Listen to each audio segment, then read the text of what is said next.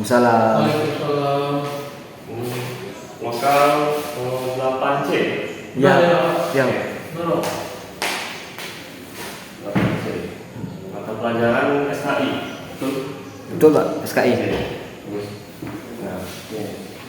Sini kita sebelum kita mulai pembelajaran pada lokal 8C pada siang ini, kita kepada Kolmasda Murad untuk mengecek beberapa barang di sekitarnya apakah ada sampah atau tidak, dan memerintahkan teman-temannya juga apakah sudah siap belajar atau belum. Baik teman-teman, yuk lihat sampahnya. Ada nggak? Ada Pak. Udah Pak, nggak ada. Oke, tidak ada yang mau izin keluar, saudara? Enggak Pak. Ada. Oke, baik. Sebelum kita mulai pembelajaran, ada baiknya kita membaca doa terlebih dahulu dengan membaca Bismillahirrahmanirrahim. Bismillahirrahmanirrahim. Dan di sini kepada Bapak Murad, kelas boleh memimpin doa belajarnya. Baik, ayo kepada kawan-kawan kita berdoa terlebih dahulu. Istain doaan. A'udzu billahi minasyaitonir rajim. Bismillahirrahmanirrahim. Rabbi shrahli sadri wa yassir li amri wahlul 'uqdatam min lisani yafqahu qawli. Rabbi zidni ilma warzuqni fahma. Sudah Pak. Baik. Nah, di sini sebelum kita mulai pembelajaran, kita ingin melakukan absen terlebih dahulu. Apakah di sini masuk semua atau ada yang tidak masuk? Ada Pak. Oke, apa? Bapak lihat sepertinya ada 2 orang ya tidak masuk. Ya Pak, banyak. 2 orang ini, yang satunya nggak ada keterangan Pak, yang satunya izin Pak, Oh, sakit. ini ya. Bapak saya adalah kita mulai dulu. Makmum hadir? Hadir Pak. Said? Hadir. Oke. Berarti Rizky tidak. Rizky izin Pak. Oke. Sony? Konik yang tanpa keterangan Pak, nggak ada. Berarti pas 2 orang yang masuk ya. Ya Pak. Ini yang tidak ada keterangan, Rizky juga yang izin. Ya Pak. Oke, baik, terima kasih. Nah, di sini ini kita mulai pembelajaran. Pada minggu sebelumnya kita sudah belajar ya mengenai suatu peradaban atau suatu cerita tentang sejarah Islam mengenai peradaban yang sangat besar. Masih ingat apa pelajaran minggu lalu? Atau lupa? Lupa Pak. Oke, lupa ya. Kebetulan sangat jauh ya. Iya, Pak. Kelarnya 2 minggu. Ya. Karena sebelumnya kita melaksanakan ibadah Idul Adha. Ya. Nah, untuk mengulang atau mengulas materi kita kembali, Bapak ingin mengulang sedikit dan menyampaikan sedikit bagaimana materi kita minggu lalu. Tentang bayangkan saja kalian membayangkan ada suatu kerajaan yang sangat kuat, akan tetapi pasukannya juga ditakuti musuh dan juga wilayahnya itu sangat luas. Nah, menjadi peradaban yang sangat besar, bagaimana menurut kalian? Apakah kerajaan yang besar, pemimpinnya bagus, itu kemungkinan besar pasti akan runtuh ke depannya, pasti akan jatuh juga? Bagaimana? Di sini Bapak ingin bertanya saja, tidak usah serius. Mungkin kepada Said bisa menjawab bagaimana? Jadi Kalau menurut saya saja, kalau kerajaan yang sangat besar, misalnya kalau ia pemimpinnya bagus dan juga pemerintahannya bagus, apakah kemungkinan kedepannya ia bisa kemungkinan runtuh juga atau maju terus tanpa berhenti? kemungkinan bisa runtuh juga Pak. Oke, betul ya. Di sini kita mengingat kalau manusia ini itu bukanlah sesuatu yang bisa kekal, karena manusia itu bukan Tuhan. Selanjutnya, apa yang biasanya menyebabkan suatu kelompok atau negara itu bisa runtuh meskipun pemimpinnya bagus dan juga pemerintahannya bagus? Ternyata ini juga sejalan dengan materi kita minggu kemarin mengenai salah satu peradaban paling hebat di dunia, akan tetapi tidak terlalu terkenal, yaitu Daulah Mamluk. Daulah apa tadi? Mamluk. Daulah Mamluk. Oke, bagus. Nah, di sini Bapak ingin mengulang lagi bagaimana kita mengenal kembali sejarah dari Daulat Mamluk. Nah, di sini Daulat Mamluk merupakan salah satu daulat yang berkembang pesat, terutama untuk peradaban Islam pada tahun 1250 Masehi. Masih jauh ya dengan tahun kita sekarang. Kita sekarang berapa umur? Tahun 2026. Nah, kurang lebih jaraknya ratusan tahun, bahkan mendekati ribuan tahun. Nah, Mamluk itu sendiri berdirinya itu sekarang di Kairo, Mesir, daerah Timur Tengah. Kata Mamluk sendiri itu berasal dari kata budak. Tahu budak? Ini apa tuh namanya? Suruhan dari para raja-raja, budak, orang-orang bawahan. Tahu kan kamu? Tahu Pak, budak itu seperti ini bukan Pak? Apa namanya? Pembantu. Ya, pembantu raja-raja, pembantu orang-orang kelas atas seperti itu. Nah, di sini mereka dulunya bukan orang-orang biasa. Maksudnya mereka orang-orang biasa dari budak, akan tetapi mental mereka ditempa menjadi militer sampai pada akhirnya masing-masing dari mereka menjadi raja dan juga penguasa dinasti Mamluk atau pendirinya.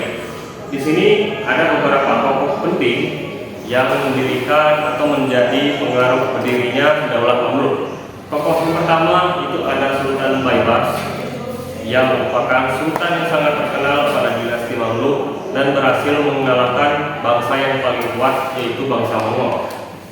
Pada tahun 10 tahun setelahnya, 1260 Masehi, Mamluk mengalahkan Mongol dalam pertempuran terkenal seperti pertempuran Ain Jalut. Ini di mana pasukan Mamluk berhasil menyelamatkan dunia Islam dari kekejamannya bangsa Mongol. Selanjutnya, kita ingin melihat kejayaan bangsa Mamluk juga sangat hebat dan juga sangat bagus.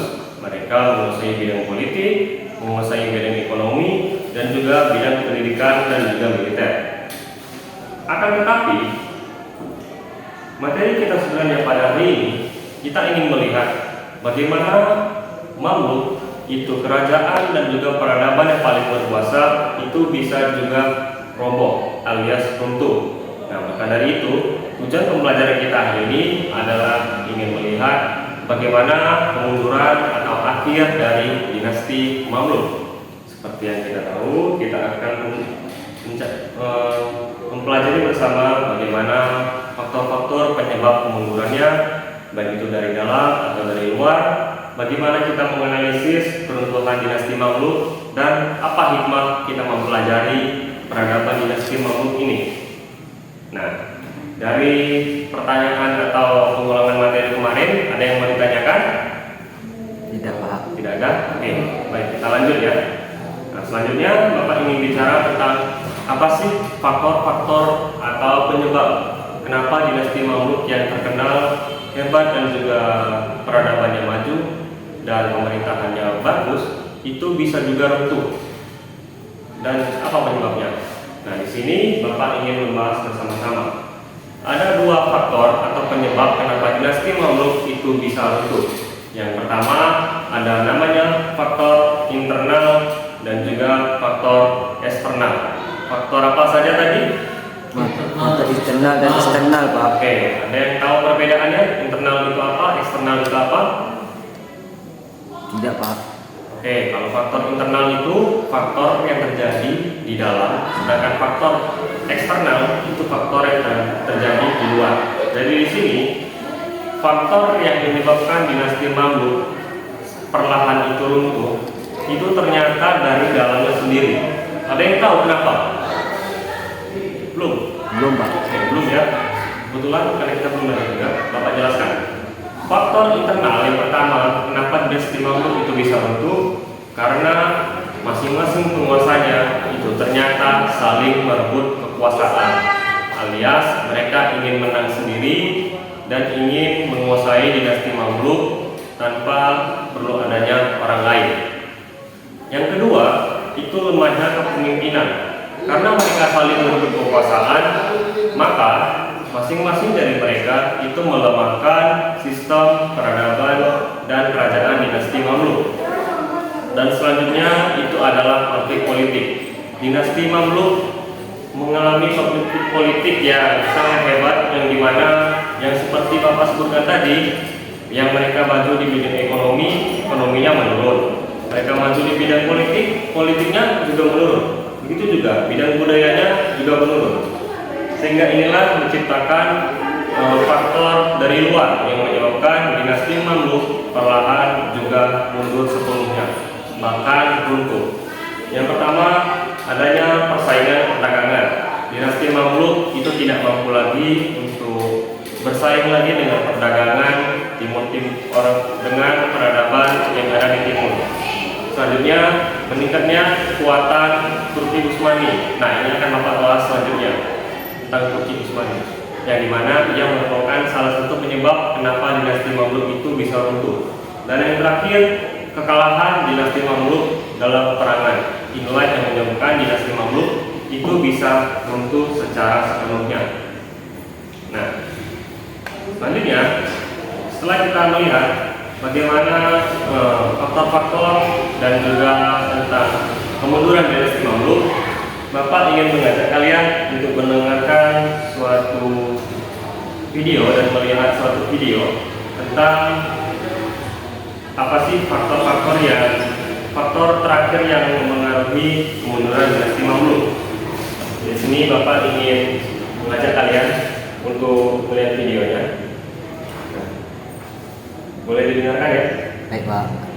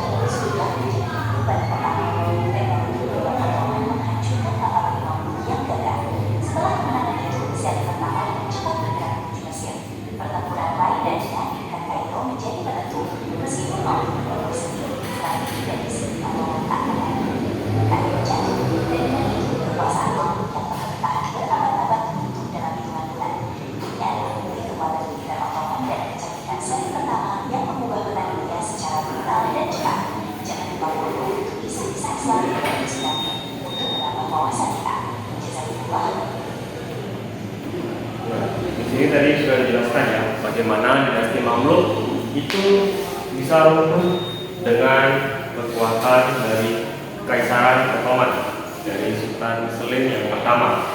Di sini Bapak ingin mengajak kalian menganalisis video tadi dengan cara Bapak memberikan tugas bentuk KPD kepada kalian, yang dimana ada 2 soal telah Bapak kirimkan kan di masing-masingnya.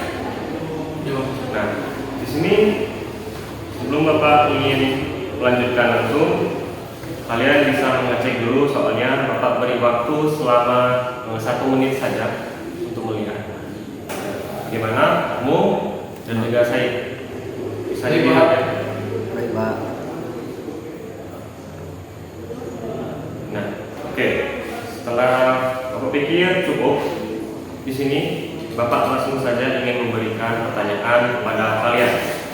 Pertanyaan pertama itu, oh ya, Bapak lupa. Ini pertanyaan Bapak bagi menjadi 2 saja, menjadi 2 kelompok, alias satu pertanyaan untuk Said, satu pertanyaan lagi untuk makmum ya. Ya, Pak. Oke, pertanyaan yang pertama dari kelompok pertama. Apa yang menyebabkan dinasti Mamluk tadi runtuh? Pada Said. Jadi, silakan. baik Pak. Jadi penyebab mundurnya dinasti Mamluk itu karena perebutan kekuasaan yang sering berdarah di kalangan elit militer serta melemahnya moral dan korupsi di antara para pemimpin. Puncaknya itu terjadi pada tahun 1517 ketika mereka kalah dalam pertempuran melawan Kesultanan Utsmaniyah atau Turki Ottoman. Oke, bagus. Nah, selanjutnya kita masuk ke pertanyaan 2 untuk kelompok 2 pada makmum. Apa hikmah kita mempelajari dinasti Mamluk ini? Hikmah mempelajari kemundurannya. Baik. izin Bapak, hikmahnya Pak ya. Yuk. Hikmah kisah tersebut itu bahaya korupsi dan honestment, gaya hidup mewah, korupsi dan monopoli ekonomi oleh para penguasa dan memicu ketidakstabilan dan menghancurkan perekonomian rakyat. Oke, bagus. Keduanya sudah menjawab dengan bagus. Antara Pak Pung dan juga Said, boleh tepuk tangan dulu untuk kita. Oke, bagus ya. Nah, selanjutnya setelah kita mempelajari tadi bagaimana faktor-faktor kemunduran dinasti Mamluk, kita juga mengulas kembali bagaimana dinasti Mamluk pada masa kejayaannya. Kita sampailah pada penghujung materi kita pada hari ini, yaitu tentang bagaimana hikmah kita setelah mempelajari dinasti Mamluk.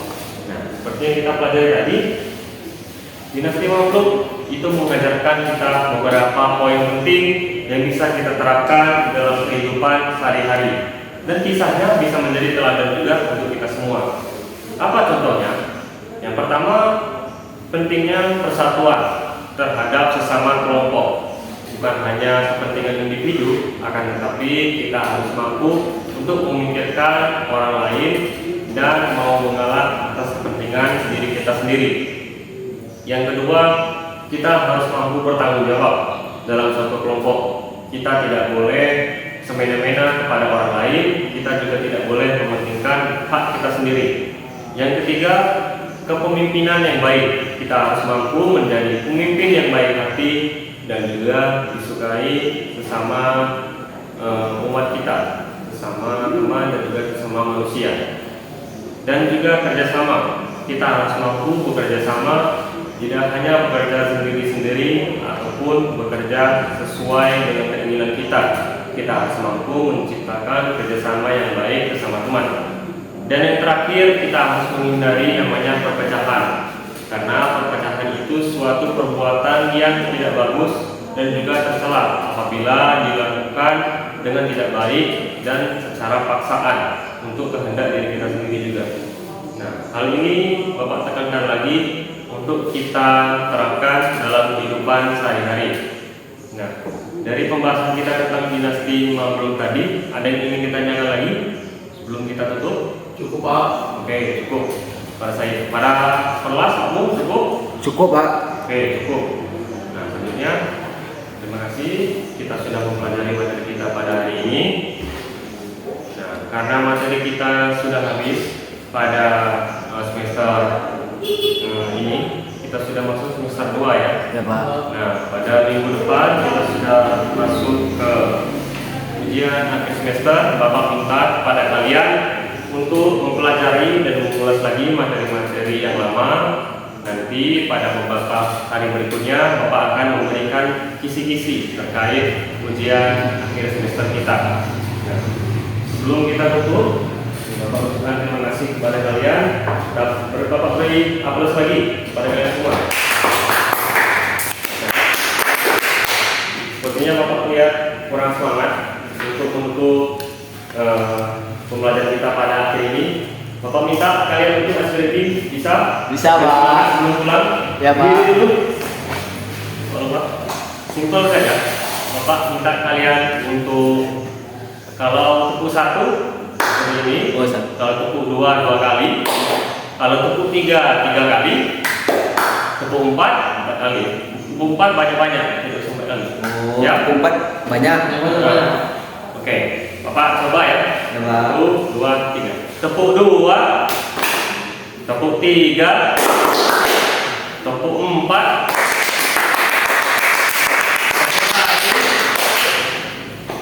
tepuk 1, tepuk 3, tepuk 2, tepuk 4. Oke, bagus. Berarti masih semangat ya? Ya Pak. Coba.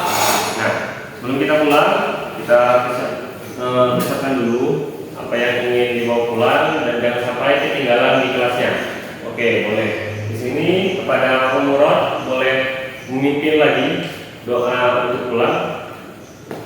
Baik, kepada kawan-kawan marilah kita berdoa pulang.